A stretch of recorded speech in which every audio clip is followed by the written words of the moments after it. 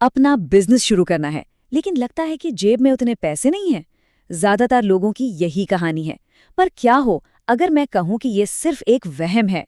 शिपरॉकेट के फाउंडर साहिल गोयल की master class से मिले इनसाइट्स के साथ आज हम इसी सोच को तोड़ने वाले हैं।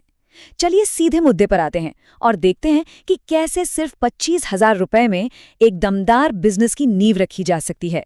तो चलिए सबसे पहले ये समझते हैं कि आखिर ये मौका है कितना बड़ा। इंडिया की डिजिटल इकोनॉमी समझ लीजिए एक सोने की खान जैसी है और इसमें खुदाई का सबसे सही टाइम वो अभी है। अब जरा स्क्रीन पर ये नंबर देखिए, 8.4%। ये है इंडिया का मौजूदा ई कॉमर्स पेनिट्रेशन। देखने में शायद छोटा लगे है ना, लेकिन असल में यही वो नंबर है जिसमें इंडिया का सबसे बड़ा मौका छिपा है। अब असली पिक्चर तो इस कंपैरिजन से साफ होती है। अमेरिका में ये नंबर 24% है और चीन में तो देखिए 45%। और हम कहाँ हैं? सिर्फ 8.4% पर। मतलब इंडिया में ग्रोथ का कितना बड़ा मैदान अभी खाली पड़ा है। सोचिए, चीन ने ऑफलाइन से सीधे ऑनलाइन की छलांग मारी थी। इंडिया बिल्कुल उसी रॉकेट पर सवार होने के लिए तैयार है। और ये तेजी आएगी क्यों? इसकी सबसे बड़ी वजह है ये फैक्ट। साहिल गोयल बताते हैं कि 2030 तक इंडिया की पर कैपिटा इनकम डबल होने वाली है। हिसाब एकदम सीधा है, जब लोगों की जेब में खर्च करने के लिए ज्यादा पैसा होगा तो वो ज्यादा खरीदेंगे, और ये सारा पैसा ई कॉमर्स मार्केट में एक सुनामी लाने वाला है। ठीक है, तो मौका बहुत बड़ा है, ये तो साफ हो गया, पर सवाल ये है कि पहला कदम क्या हो। और यहीं पर हम उस सबसे बड़े सवाल पर आते हैं कि बिजनेस के लिए पैसा नहीं बल्कि फोकस क्यों जरूरी है। साहिल गोयल की एक लाइन ये उन सबके लिए है जो मानते हैं कि एक बड़ा बिजनेस बनाने के लिए एक बड़ा बैंक बैलेंस चाहिए। ये उस सबसे बड़ी रुकावट पर सीधा हमला है जो एस्पायरिंग एंटरप्रेन्योर्स को रोकती है। और उस सोच को हकीकत में बदलने के लिए ये रहा वो मैजिक नंबर, 25,000 रुपए। ये एक ऐसी रकम है जो बिजनेस शुरू करने के सपने को डरावना नहीं बनाती, बल्कि उसे अचीवेबल महसूस कराती है। तो फिर वो सबसे जरूरी चीज, आइडिया, वो कहाँ से आएगा? देखो, फॉर्मूला बहुत सिंपल है। या तो अपने किसी जुनून या शौक को बिजनेस में बदल दो, या फिर अपने आसपास की कोई ऐसी प्रॉब्लम पकड़ो जिसे कोई और सॉल्व नहीं कर रहा। यही जुनून आपको रिसर्च करने और अपने पहले 100 कस्टमर्स तक पहुंचने का जज्बा देगा। और अगर थोड़ी प्रेरणा चाहिए तो ये कुछ ट्रेंडिंग नीश एरियाज हैं जिनका जिक्र साहिल ने किया था। सोचिए, रिलीजन टेक से लेकर 55+ उम्र की महिलाओं के लिए ब्यूटी प्रोडक्ट्स तक, या फिर पेट केयर।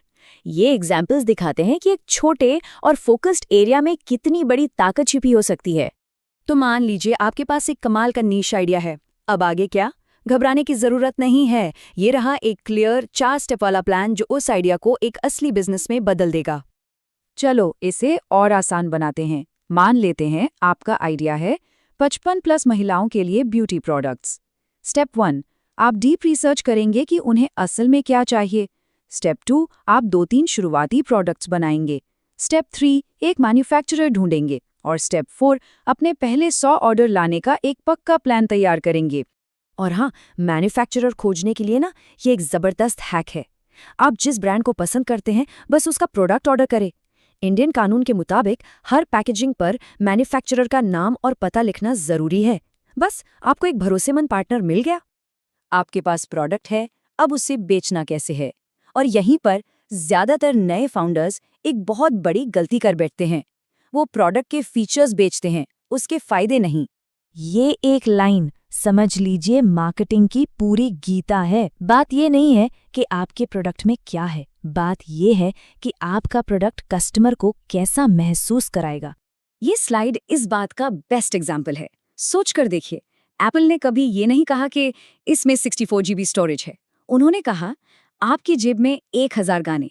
इसी तरह आप विटामिन ई नहीं बेचते, आप बेचते हैं चमकदार निखरी हुई त्वचा। ये सुनने में भले ही छोटा सा बदलाव लगे, पर बिजनेस की दुनिया में यही हार और जीत का फर्क तय करता है। तो आपका काम क्या है? अपना वो बस एक मेन मैसेज ढूंढना है। एक ऐसी लाइन जो इतनी सिंपल, अलग और यादगार हो कि वो लोगों के दिमाग में बस जाए। मामा अर्थ इसका परफेक्ट एग्जाम्पल है।